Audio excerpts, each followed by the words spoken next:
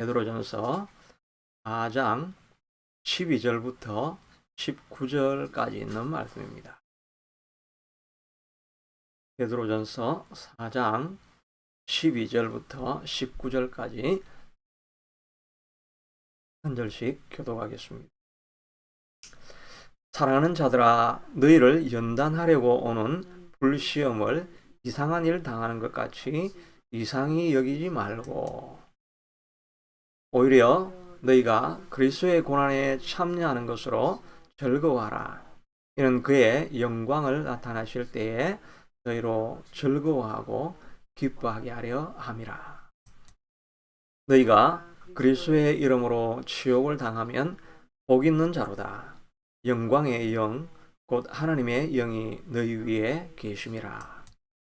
너희 중에 누구든지 살인이나 도둑질이나 악행이나 남의 일을 간섭하는 자로 고난을 받지 말려니와 만일 그리스도인으로 고난을 받으면 부끄러워하지 말고 도리어 그 이름으로 하나님께 영광을 돌리라. 하나님의 집에서 심판을 시작할 때가 되었나니 만일 우리에게 먼저 하면 하나님의 복음을 순종하지 아니하는 자들의 그 마지막은 어떠하며 또 의인이 겨우 구원을 받으면 경건하지 아니한 자와 죄인은 어디에 쓰리요. 그러므로 하나님의 뜻대로 고난을 받는 자들은 또한 선을 행하는 가운데 그 영혼을 미쁘신 창조주께 의탁할지어다. 아멘. 오늘 본문의 말씀을 통해서 고난당하는 자를 위하여라는 제목으로 은혜를 나누기를 원합니다. 오늘날 우리는 카나다 또 한국에 사시는 분들은 기독교에 대한 핍박의 소식을 많이 듣지 못합니다. 그래서 핍박은 이제 지나간 시대에 살고 있다 이런 생각을 하기 쉽지만 실제로 전 세계에서 보면 기독교가 가장 많이 핍박받는 종교인 것을 알 수가 있습니다. 10여 년 전에는 2010년 가까이에는 자료에 보면 세계에서 핍박받는 그리스도인이 1억 명 정도 되었다고 합니다. 그리고 나서 10년이 지난 2019년도에 자료에 보면 핍박당한 사람이 2억에 가까이 된다고 그렇게 말하고 있습니다. 국가별로도 보면 기독교를 여전히 강하게 박해하는 국가가 73개 정도가 되고 기독교를 혐오 종교로 여기는 나라가 151개 정도가 된다고 합니다. 거의 200개 나라에서 여전히 기독교에 대한 핍박이 시행되고 있다는 것을 알 수가 있습니다. 중국은 지난 2, 3년 전입니까? 거기서 중국에 있는 모든 기독교를 중국 기독교로 바꿀 것이다. 이런 선언을 했습니다. 그래서 시진핑이 독재를 강화하기 위해서 중국 교회라는 말이 남자교회, 중국이 통치하는 교회가 되어지니까 참된 교인들은 거기서 핍박을 받게 되는 거죠. 그래서 많은 선교사들이 쫓겨가는 일들을 우리가 소식으로 듣기도 하였습니다. 또 북한은 세계에서 20년째 계속 가장 박해를 강하게 하는 국가로 이렇게 기록되어져 있습니다. 북한에는 한 20만에서 40만 정도의 기독교인이 있지 않을까 그런 생각을 하고 있는데 그 중에서 5만에서 7만 정도가 수용소에 감옥에서 핍박을 당하고 있다고 이렇게 되어져 있습니다. 무엇보다 우리하고 가장 가까운 동족이 그리스도를 믿는 신앙 때문에 고통을 당하고 있는 것을 보면 핍박은 정말 오히려 소수의 국가에서 기독교가 인정이 되고 있지 대다수의 국가에서는 기독교가 여전히 핍박을 받고 있는 종교인 것을 알 수가 있습니다. 오늘 본문에서는 베드로가 핍박받고 있는 그리스도인에게 편지를 쓴 내용이 원래는 그 핵심이었다고 이렇게 계속해서 살펴보았습니다. 로마에서 네로를 통해서 핍박을 받고 있다가 피신해서 소아시아 지역, 터키 반도 지역에 와서 본도와 갑바도기아, 갈라디아 이런 지역으로 흩어져 가지고 그들이 온전한 생활을 한 것이 아니라 토구를 파고 거기에서 마치 카타콤과 같은 그런 형식으로 평생을 고통 가운데 살아가고 있는 그런 사람들을 향해서 고난당한 자들에게 보낸 편지가 바로 이 베드로 전후서가 되는 것입니다. 특별히 우리가 그리스도의 고난을 생각할 때 고난은 몇 가지 종류가 있다고 이렇게 말씀을 드렸던 것 같습니다. 첫째는 우리가 스스로 신자가 스스로 자기가 잘못해서 당하는 고난이 있습니다. 그래서 15절에 보면 너희 중에 누구든지 살인이나 도적질이나 악행이나 남의 일 간섭하다가 고난을 받아서는 안 된다. 이렇게 말하고 있죠. 이거는 핍박이 아니라 자기 자신이 잘못해서 당하는 고난입니다. 신자가 이런 어려움을 당하고 그래서 감옥에 들어가고 이런 일을 할 때 하나님께서 내게 고난을 주시는가 보다 이렇게 하면 이거는 말이 안 되는 거죠. 그냥 자기가 그걸 행하지 않으면 고난은 그냥 멈춰지는 것입니다. 또 어떤 고난은 신자들이 이제 자기 자신이 이루어야 될 목표를 향해서 열심히 달려가다 보면 어려움을 당하기도 하고 그렇죠. 사업을 일으키려고 하다 보면 또 어려움을 당하는 일도 있고 그런 어려움들은 그냥 열심히 일하게 되면 또 극복되어지는 어려움이라고 할 수가 있을 것입니다.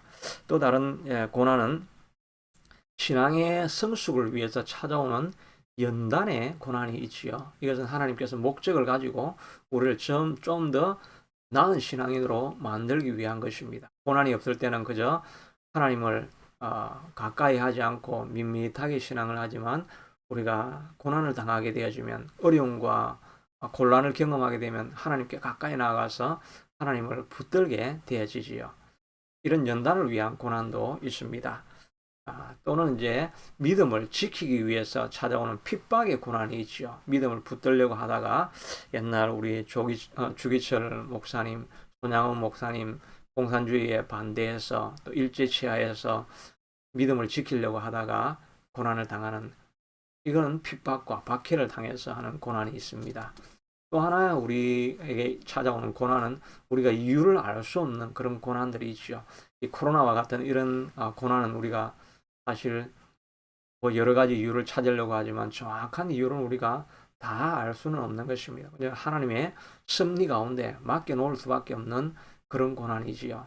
어린 영아가 질병에 걸려서 죽게 되어지는 그런 상황, 누구의 죄 때문도 아니고 이유를 알 수 없이 어려움을 당하는 하나님의 섭리에 의한 그런 고난도 신자들에게 찾아올 수가 있는 것입니다. 오늘 특별히 베드로가 고난당한 자들을 위해서 쓰고 있는 내용은 주로 신앙의 연단을 위해서 또 박해 때문에 찾아오는 이런 고난을 당하고 있는 사람들을 위로하시는 말씀이라고 할 수가 있습니다. 우리는 기독교 국가에 살면서 이런 박해의 고난은 아니지만 여전히 우리도 이런 고난을 당하고 있게 되죠. 최근에 코로나로 말미암아서 한국에서는 옛날에는 그래도 교회 간다 그런다고 해서 뭐 사람들이 가정에서 뭐 핍박이 있고 이럴 때는 있겠지만 학교에서나 이런 데 나는 교회 다니는 학생이다, 크리스찬이다 이렇게 이야기한다고 해서 핍박이 일어나지는 않았는데 요즘은 코로나 때문에 교회 간다 이렇게 하면은 사람들이 굉장히 눈살을 찌푸린다고 합니다. 회사원 중에서도 주일날 교회를 가지 말라고 하는 그런 말이 있고 또 갔다가 오면 주변에서 굉장히 눈총이 있게 된다고 합니다. 그래서 사실 좀 이해할 만한 일이죠. 우리도 어떤 사람하고 만났는데 내가 어제 파티하는데 갔다 왔다. 그렇게 하면 굉장히 마음이 우리도 좀 경계심을 가지게 되기는 하겠지요.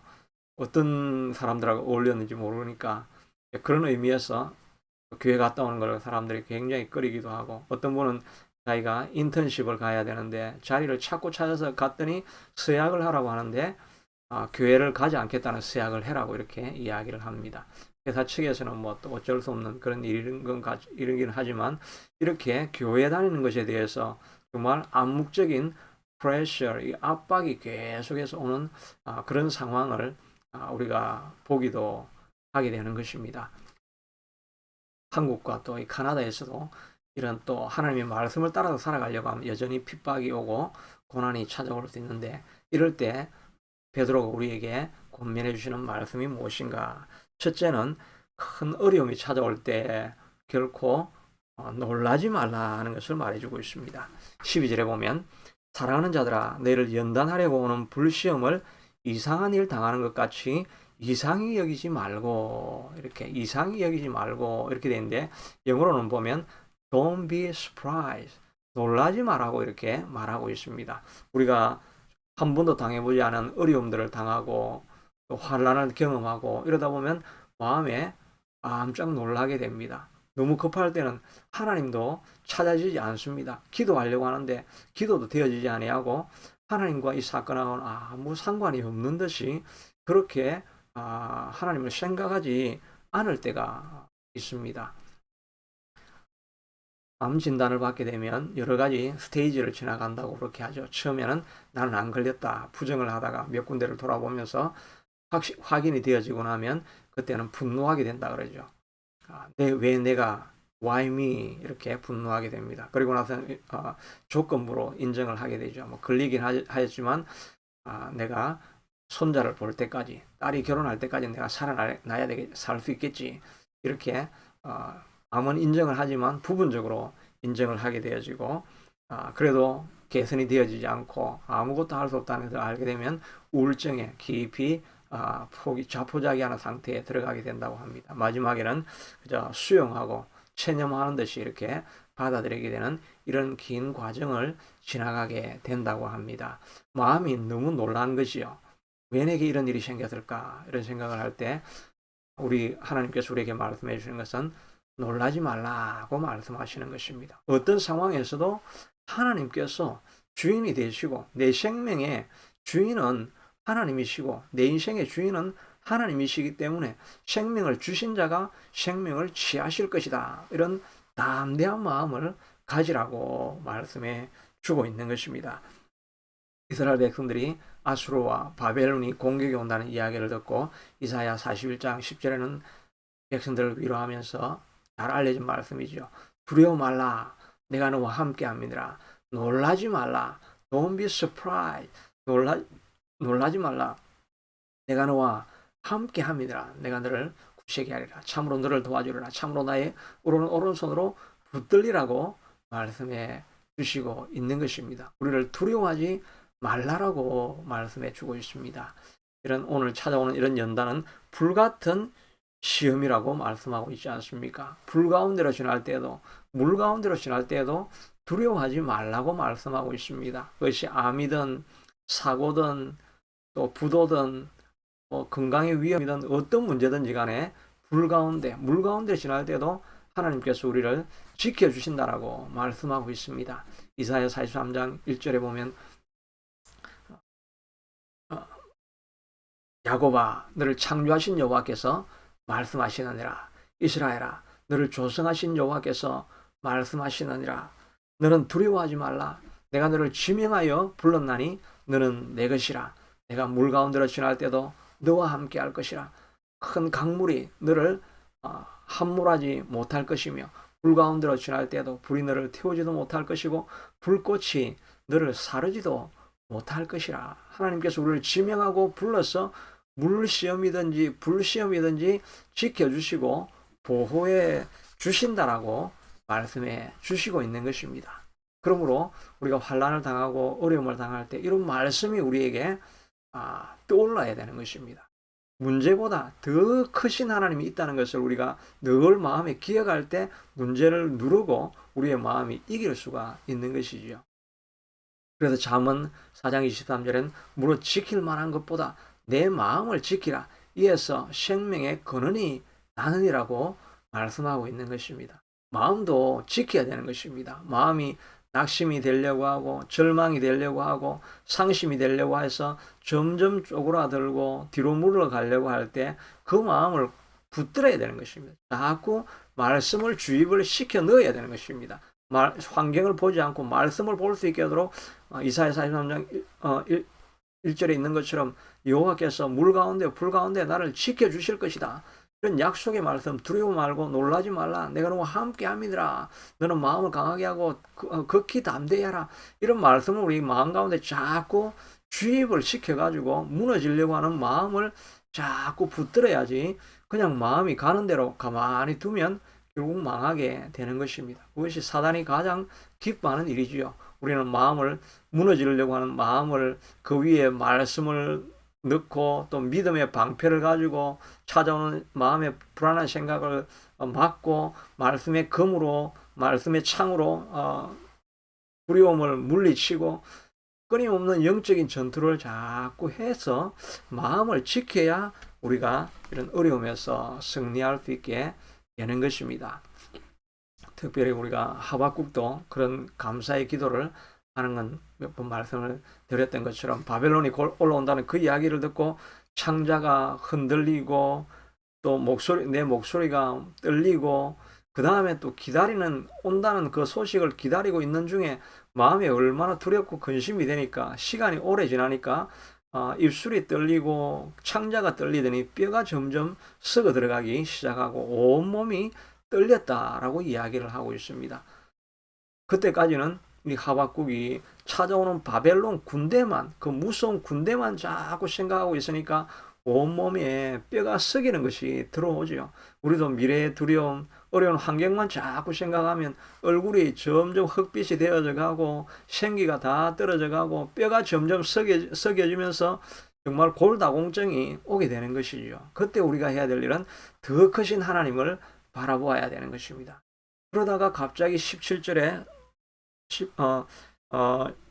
16절 이후에까지는 그런 고민에 대한 고백을 하다가 17절에 갑자기 그런 말하기를 비록 무화과 나무가 무성하지 못하며 포도나무에 열매가 없고 감람나무에 소출이 없고 밭에 식물이 없고 우리의 양이 외양간에 소가 없고 이런 모든 것이 없다 할지라도 나는 여호와로 말미암아 즐거워하며 내 구원의 하나님을 말미암아 기뻐하리로다. 그리고 오히려 감사가 태어나서 나의 발로 사슴과 같게 하사 나를 나의 높은 곳에 다니게 하신 하나님을 찬양하리로다. 이건 정말 이해할 수 없는 평강이지요. 두려운 문제를 바라보고 있을 때는 정말 뼈가 썩이는 것이 들어왔는데 마음을 가다듬고 하나님을 바라보고 하나님을 찾으며 하나님 내게 평안을 주시옵소서라고 이렇게 기도할 때 하늘에 빛이 내려오면서 우리의 마음문이 열려지게 되어지고 그렇지 우리 인생을 진짜로 주관하시는 이는 하나님이시지 바벨론을 통제하시는 이는 하나님이시지 내 인생은 하나님 손에 달려있지 이 마음을 자기가 가지기 시작하니까 이해할 수 없는 놀라운 평안이 찾아와서 내 발이 마치 높은 곳에 자유롭게 뛰어다니는 사슴처럼 날아다니는 자유와 해방감을 느끼게 되었다라고 말하고 있는 것입니다. 예수님께서도 말씀하셨죠. 너는 마음에 근심하지 말라. 하나님을 믿으니 또 나를 믿으라. 내가 너에게 평안을 주노니 세상이 주는 것과 같지 아니하는 평안이니라고 말씀하지 않았습니까? 예수님이 주시는 평안은 세상이 주는 평안과 다르게 이해할 수 없는 평안을 주시는 것입니다. 바울도 이 평안을 경험하게 되어지죠. 그런 빌립보 감옥에 있으면서 성도들에게 편지하면서 기뻐하라. 내가 다시 말하노니 기뻐하라고 말합니다. 그리고 오직 아무것도 염려하지 말고 오직 모든 일에 기도와 간구로 너희 구할 것을 감사함으로 하나님께 아뢰라. 그래야면 모든 지각에 뛰어나신 하나님의 평강이 이 말은 모든 이해를 초월하는 그 평강이 너희들의 마음을 그리스도 안에서 마음과 생각을 지키시리라고 말씀해 주고 있지 않습니까? 바로 우리는 이런 복을 누리고 있는 사람인 것입니다. 세상이 이해할 수 없는 그 엄청난 문제 앞에서도 기도하면 하나님이 주시는 놀라운 평안이 우리의 이해를 초월하는 이해할 수 없는 평강이 우리를 지배하고 있기 때문에 모든 떨림에서 두려움에서 해방될 수 있다라고 말씀해 주시고 있는 것입니다. 우리가 이런 평안을 누릴 수 있는 약속을 붙들고 있음에도 불구하고 기도하지 아니하고 하나님을 찾지 아니하고 말씀을 기억하지 아니하니까 이유 없이 신자들도 다른 사람하고 똑같이 뼈가 썩이는 것이 들어오면서 얼굴의 기쁨과 평안은 다 사라진 사람으로 살아갈 때가 얼마나 많이 있습니까? 평안이 없을 때 하나님 앞에 평안을 구하시기를 바랍니다. 찬송가 그렇게 고백하고 있죠. 죄짐 맡은 우리 구주 어찌 좋은 친구인지 걱정 근심 여호와께 다 맡기시에 구하지 아니함으로 우리의 마음에 평안을 잃는다고 찬양하고 있지 않습니까? 하나님 앞에 찬양함으로 말미암아 큰 평안을 고난 중에서도 누릴 수 있는 저와 여러분이 될 수 있게 되기를 축복합니다. 첫째는 놀라지 말라, 마음을 잘 관리하라고 했는데, 둘째는 더 적극적으로 나아가서 기뻐하고 즐거워하라고 말하고 있습니다. 더 좋은 일이 일어날 것을 기대하고 선포하라는 것입니다. 13절에 보니까 오히려 너희가 그리스도의 고난에 참여하는 것으로 즐거워하라. 이는 그의 영광이 나타내실 때 너희로 즐거워하고 기뻐하게 하려 함이니라. 오히려 기뻐하고 즐거워하는 마음을 가지라는 것입니다. 야고보도 동일하게 말하고 있죠. 야고보서 1장 2절에 보면 형제들아 너희가 여러 가지 시험을 만나거든 온전히 기쁘게 여기라. 여기서는 그냥 기뻐하는 것이 아니라 온전히 기쁘라는 거. pure joy, 100%. 그냥 조금 기뻐하는 척 정도가 아니라 아주 purely 100% 기뻐하고 즐거워하라고 오히려 말하고 있는 것입니다. 정말 이해할 수 없는 방식이지만 주님 안에서는 우리가 환난을 당할 때 마음에 기쁨을 충만하게 채워 넣는 것이 필요한 것입니다. 앞서 말씀했던 것처럼 빌립보 감옥에 있을 때 사도 바울이 빌립보 교인들에게 한 이런 기뻐하라. 내가 다시 말하노니 기뻐하라. Rejoice. I say it again. Rejoice. 내가 다시 말하노니 즐거워하라. 이렇게 말하고 있는 것입니다.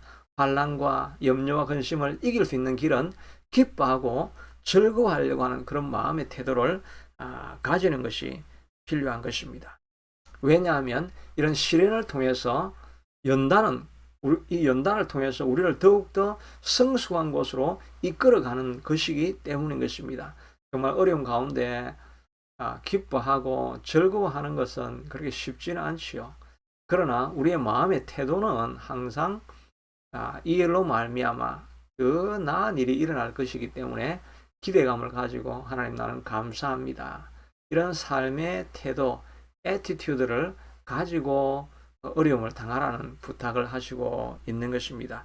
욥도 어려움을 당하면서 23장 9절에 보면 내가 앞을 보아도 하나님이 계시지 아니하시고 뒤를 보아도 계시지 아니하시고 옆으로 일하시나 볼 수가 없고 또 오른쪽으로 보아도 내가 하나님을 찾을 수 없구나. 그렇게 절망 가운데 한탄을 합니다. 그러면서 23장 10절에는 뭐라고 말씀하십니까? 나의 가는 길을, 잘 알려진 성경 구절이죠. 나의 가는 길을 오직 그가 아시나니 그가 나를 단련하신 이후에 내가 정금같이 나오리라. 나를 단련하신 이후에는 내가 정금같이 나올 것이다 라고 하는 이런 긍정적인 태도를 가지고 문제를 대하고 있지 않습니까? 이 문제가 일어났으니 이제 나는 망한다. 나는 언제나 안 되는 사람이다. 이런 생각을 한 것이 아니라 이로 말미암아서 나는 좀 더 나은 사람이 반드시 이루어질 것이다. 이런 생각을 가지고 있는 것이지요. 오히려 연단이 없는 것이 인생에서 불행이라고 또 신앙생활에서는 불행이라고 할 수가 있습니다. 사울은 바로 아무런 수고 없이 왕이 되었습니다. 그래야 해서 결국 그의 인생이 마지막에는 시기심 때문에 자기 온 삶을 망쳐버리고 또 비참하게 전쟁에서 죽는 그런 일이 일어난 것이 아닙니까? 솔로몬도 아무런 고난 없이 그저 왕이 되었다가 종말에 가서는 종국에서는 결국은 하나님을 떠나버리는 그런 일이 일어난 것이 아닙니까? 반면에 다윗은 수많은 고난의 길을 지나갑니다. 그런데 오히려 그 고난의 길을 통해서 그는 왕으로 준비되어져 가는 삶이 되어졌던 것입니다. 그가 고난이 없었다고 한다면 아마 아름다운 왕은 되지 못했을 것입니다. 그러나 그 고난이 미끄럼이 되어서 삶과 죽음은 한 걸음밖에 없나이다라고 눈물로 젊은 시절을 하나님을 찾고 세상 누려야 될 육체의 정욕, 안목의 정욕, 이생의 자랑을 쫓을 틈이 없이 젊은 시절을 30세가 될 때까지 온갖 들판을 헤매면서 하나님을 찾고 하나님의 도움을 구하고 하나님과 함께하는 그 삶을 살았더니 결국은 그것이 다 밑거름이 되어서 그가 이스라엘의 또 온 세계 역사의 아름다운 왕으로 남을 수 있는 사람이 되어진 것입니다. 우리가 이런 일을 생각할 때 오히려 고난이 올 때, 환란이 찾아왔을 때 하나님 감사합니다.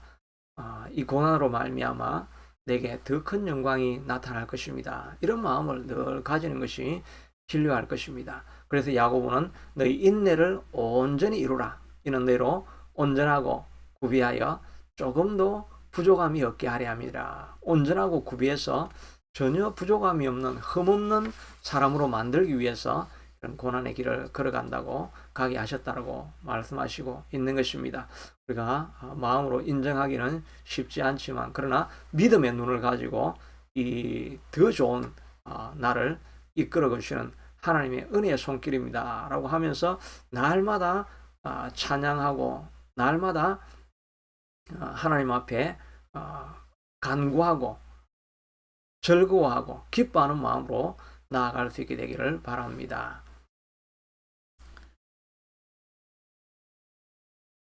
셋째는 하나님을 찬양하라 하는 것입니다. 16절에 보면 만일 그리스도인으로 고난을 받으면 부끄러워하지 말고 도리어 그 이름으로 하나님께 영광을 돌리라 이렇게 말하고 있는데 그리스도 때문에 고난을 당할 때 하나님께 영광을 돌리라. 영어로는 glorify God 이렇게 할 것 같은데 그렇게 되어 있지 않고 praise God 또는 thank God 하나님께 감사하라. 하나님을 찬양하라고 이렇게 말하고 있습니다. 어려움이 찾아왔을 때 더 적극적으로 나가는 것이죠. 기뻐하고 즐거워하는 것을 넘어서서 하나님 감사합니다. 하나님을 찬양합니다. 이것이 고난을 이기는 힘이 된다는 것을 알 수가 있습니다. 바울과 실라도 빌립보 감옥에서 고난을 당하고 있을 때 하나님을 찬양을 했죠. 하나님 앞에 감사기도를 올려드린 것입니다. 근데 감사는 하나님을 영화롭게 하는 것이기 때문에 하나님께서 영화로우심을 받으시기 때문에 감사로 드리는 찬양을 하나님께서 바로 응답을 해주시는 것입니다. 밤에 찬양할 때 지진과 같은 것이 일어나서 옥문이 다 열려버리고 간수를 회심케 만들고 하는 놀라운 해방하는 역사가 일어나게 되는 것을 볼 수가 있습니다.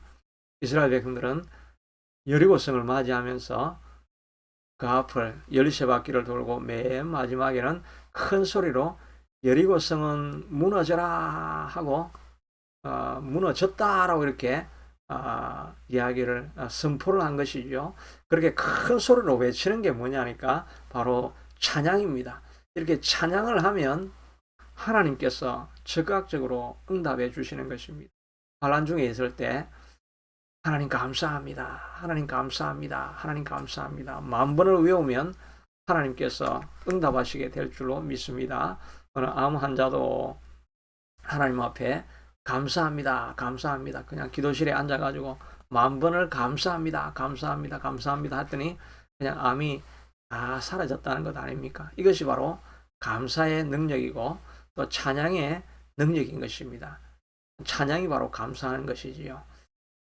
헬렌 킴이라고 하는 IT 선교사 지난주에도 한번 이야기했는 것 같은데 이분이 최근에는 정말 그 아주 기적 같은 일을 통해 가지고 유엔 대사 직원으로 있다가 IT의 선교사로 간 것도 정말 희한한 일인데 이분 앞에서는 뭐 최근까지 끊임없이 간증이 계속되는 것을 보게 됩니다.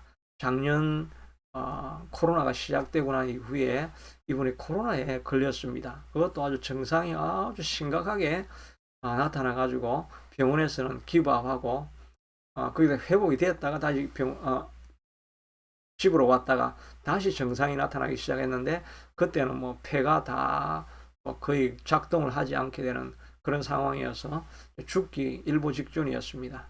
그럴 때 병원에서 갈 수도 없다고 이렇게 하니까 자기 지하실 기도실에 내려가 가지고 3시간씩 찬양을 했다고 합니다. 뭐 죽어가는 사람이 어떻게 찬양을 하겠습니까? 그런데 죽을 힘을 다해서 일어나서 찬양을 1, 2분 정도 하고 다시 힘이 빠지면 쓰러져 눕고 다시 조금 회복이 되면 또 일어나서 하나님을 찬양하고 하나님 감사합니다. 하나님 감사합니다. 찬양을 계속 그렇게 찬양을 계속 했더니 그 40도 이상 끓어오르던 열이 다 떨어져 버리고 완전히 코로나에서부터 회복이 되어졌다고 합니다. 환난을 당할 때 찬양하는 것, 이것이 능력입니다. 우리가 소리내어서 찬양할 수 없다고 한다면 찬양을 많이 듣는 것도 도움이 될 것입니다. 찬양을 듣고 우리의 마음 가운데 하나님 감사합니다. 하나님 감사합니다. 하나님 감사합니다. 나는 망해도 감사합니다.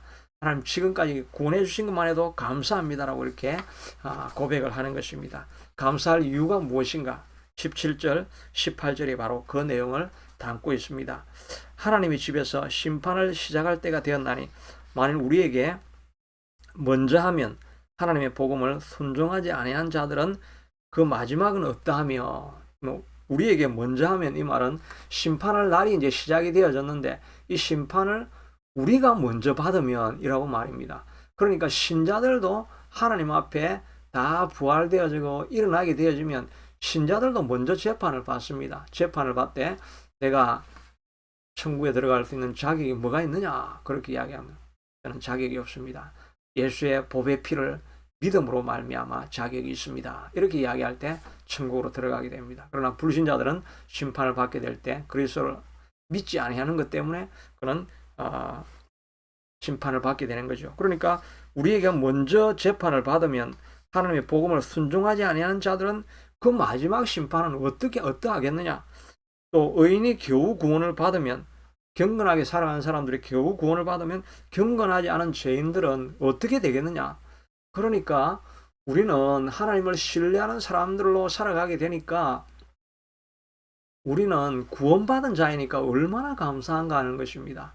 우리는 죽어도 영원한 나라, 천국에서 영원히 살 사람이 될 수 있는 자격을 얻었으니 하나님의 자녀 된 것만으로도 얼마나 놀라운 일인가. 이것으로 우리가 감사가 충만히 흘러 넘쳐나야 되지 않겠느냐 이렇게 말씀하고 있는 것입니다. 그저 모양만 하는 감사가 아니라 구원받은 것 때문에 우리는 감사할 이유가 있는 것입니다.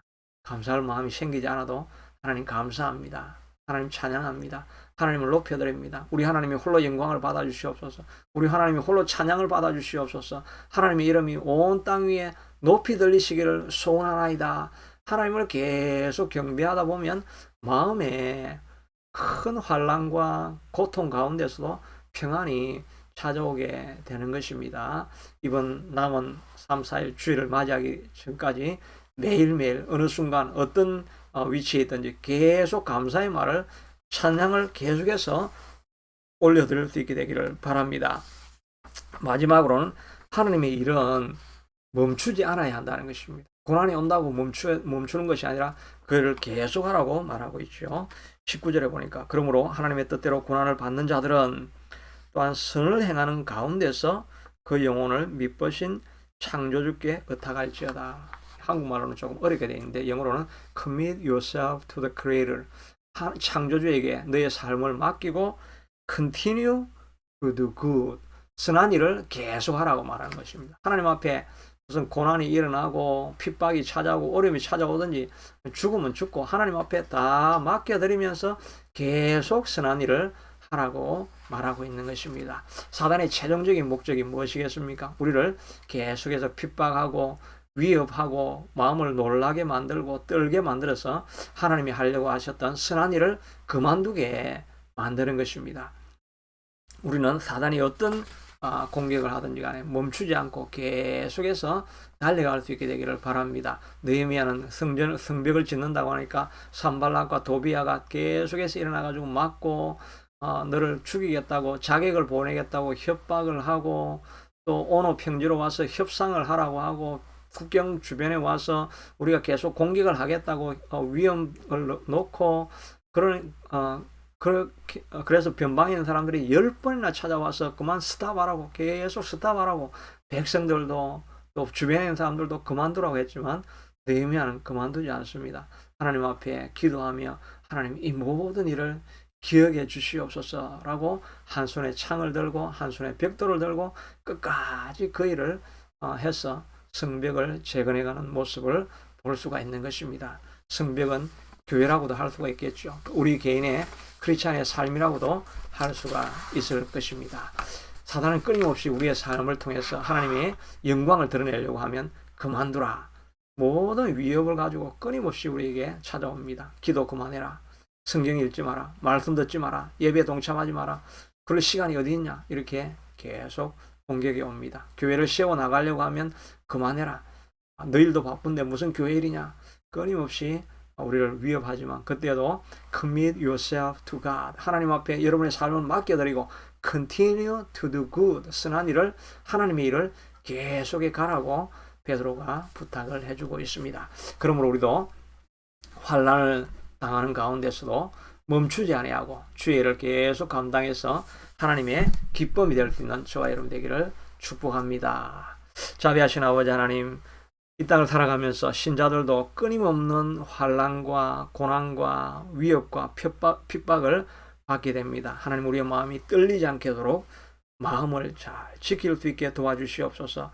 기도를 넣고 말씀을 넣고 예배를 넣어서 흘러가는 마음, 떨어지는 마음을 늘 붙잡으며 나아갈 수 있게 하도록 도와주시옵소서. 우리의 마음 가운데 기뻐하고 찬양할 수 있을, 기뻐하고 즐거워할 뿐만 아니라 감사와 찬양이 끊임없이 넘칠 수 있게 하도록 우리의 삶을 찬양으로 다 채워 넣을 수 있게 도와주시옵소서. 그러며 끊임없이 주님께서 우리에게 주신 일을 다 하나님 앞에 우리 인생을 맡기며 감당해 갈 수 있게 하도록 도와주시기를 원합니다. 특별히 교회를 세우려고 하는 우리의 마음 가운데 하나님이여 흔들리지 않게 하시고 연약해지지 않게 하시고 끊임없이 믿음으로 주를 바라보며 나아가는 우리가 되게 하여 주시옵소서. 믿음으로 담대함으로 승리하는 우리가 되게 하여 주옵소서.